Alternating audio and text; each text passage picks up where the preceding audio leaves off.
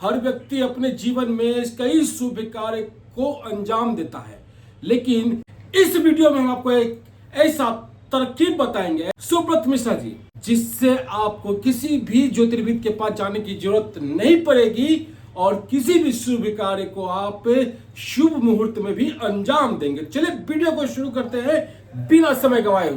बाबा, आपका बहुत बहुत स्वागत है हमारे यूट्यूब चैनल पे। आपका और प्रिय दर्शकों का भी बहुत बहुत स्वागत है। बाबा, सवाल तो आपने सुन ही लिया है, अब हमें इसके जवाब की तलाश है।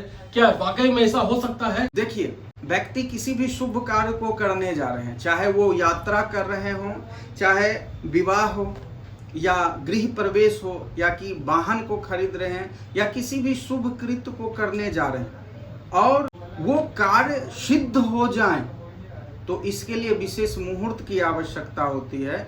लोगों के पास ज्ञान नहीं रहने के कारण वो दूसरे व्यक्तियों की सलाह लेते हैं या किसी खास पद्धति का सलाह लेते हैं, लेकिन बहुत व्यक्ति इन सब चीज़ों को नहीं मानने के कारण, नहीं ध्यान देने के कारण जब उस शुभ कार्य को करने जाते हैं तो कई विघ्न उत्पन्न होती है और कार्य सफल नहीं भी हो पाते हैं। तो उन कार्य को सिद्ध ही करना है, तो इसके लिए आप खुद जान सकते हैं। बस थोड़ी सी मेहनत आप करें, आप खुद जान जाइएगा कि आप जिस कार्य को करने के लिए जा रहे हैं वो कार्य सिद्ध हो, और उसके लिए कौन से दिन को, डेट को हम सिलेक्शन करें, चुनाव करें। इसको आप दो पद्धति से देख सकते हैं। दिन यानी रविवार से लेकर शनिवार तक 7 दिन और तिथि के संयोग से बने योग, और दूसरी पद्धति है दिन और नक्षत्र से बने संयोग। तो दिन तिथि का कॉम्बिनेशन और दिन और नक्षत्र के कॉम्बिनेशन से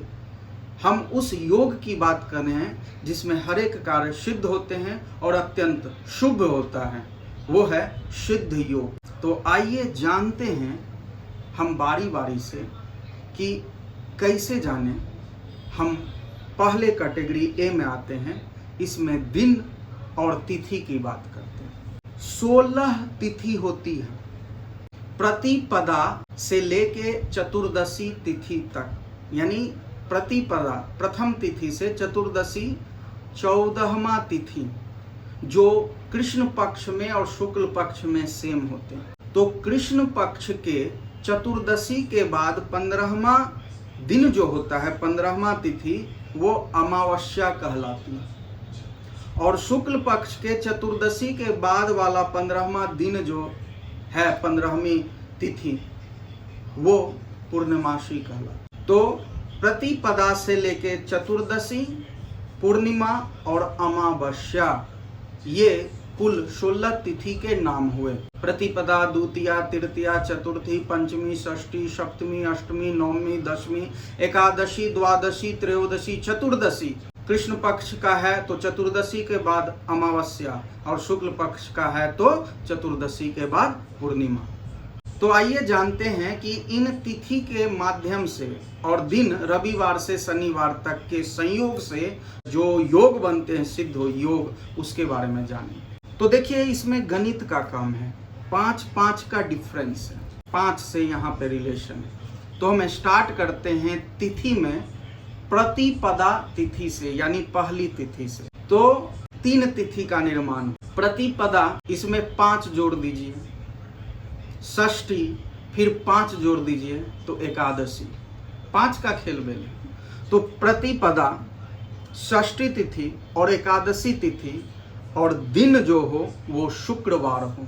तो ऐसा अगर है तो ये सिद्ध योग होते हैं। इस दिन आप किसी भी कार्य को करिएगा तो सिद्ध वो कार्य होंगे। और इस 3 तिथि को नंदा तिथि के नाम से जाना जाता है। उसके बाद हम बात करते हैं, प्रतिपदा से हो गया, द्वितीया यानी दूसरी तिथि, उसमें फिर 5 जोड़ दीजिए तो 7 हो गया। सप्तमी तिथि, उसमें फिर 5 जोड़ दीजिए तो 12 हो गया, यानी द्वादशी तिथि। इस तिथि को भद्रा तिथि बोलते हैं। यानी द्वितीया, सप्तमी, द्वादशी तिथि हो तो ये भद्रा तिथि है।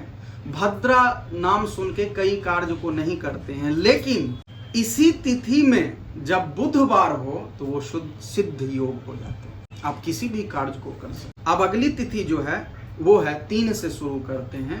3 में 5 जोड़िए 8, 8 में 5 जोड़िए 13, यानी तिथि तृतीया, तिथि अष्टमी और तिथि त्रयोदशी, ये 3 तिथि जया तिथि के नाम से जाने जाते हैं। जया तिथि जब मंगलवार को हो तो सिद्ध योग होते हैं। आप इस दिन किसी भी शुभ कार्य को करके सिद्धि प्राप्त कर सकते हैं। उसके बाद रिक्ता तिथि है 4, 5, 9, 5, 14, यानी चतुर्थी, नौमी और चतुर्दशी तिथि रिक्ता तिथि होती है।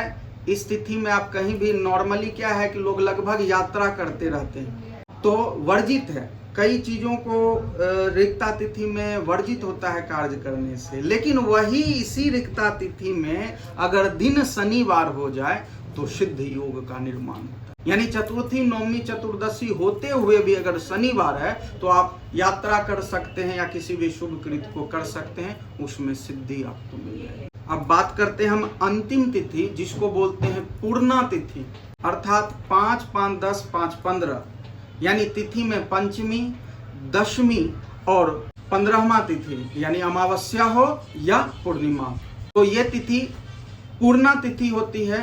और जब ये तिथि गुरुवार के दिन पड़े तो सिद्ध योग होता है। इस तिथि में आप किसी भी कार्य को कर सकते हैं। तो ये था कैटेगरी ए, जिसमें कॉम्बिनेशन है तिथि का और दिन का। तो इसके लिए सामान्यतः आपको कैलेंडर रखने होंगे, पंचांग वाले कैलेंडर, यानी रुपेश, ठाकुर प्रसाद इत्यादि का जो कैलेंडर होता है, उसमें आपको तिथि और दिन तो सबको पता है, तिथि भी वर्णित किया रहता है।